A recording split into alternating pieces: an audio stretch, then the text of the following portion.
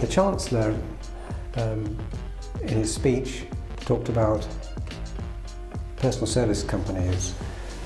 He'd already addressed this in part last year when he'd implemented the public sector responsibilities to ensure that payments they make to personal service companies are not within IR35.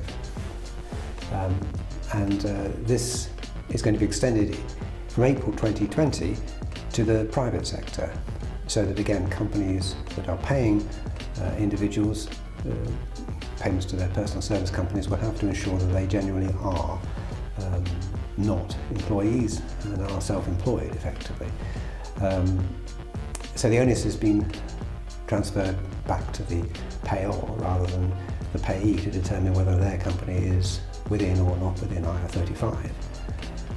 It's very convenient for large employers to pass that responsibility down, and Revenue have always felt that there are many companies out there operating as personal service companies saying that they're not within IR35 when in fact they are, in their view, firmly within it, and should have operated as such and paid themselves a salary rather than pay themselves dividends.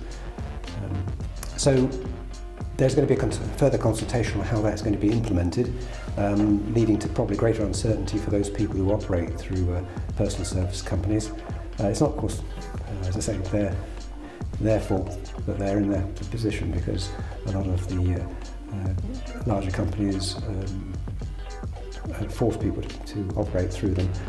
Of course, they can save considerable amounts of money in terms of national insurance by doing so. The Revenue's caught up with them. It's been a long time, 18 years. The old IR35 rules have been with us, and they haven't really worked to the Revenue's satisfaction. It's amazing it's taken this length of time for them to catch up and address this matter. But it will give rise to uncertainty, and there are, of course, maybe some unintended consequences of his rule change, which they might regret, but that's the decision that's been taken.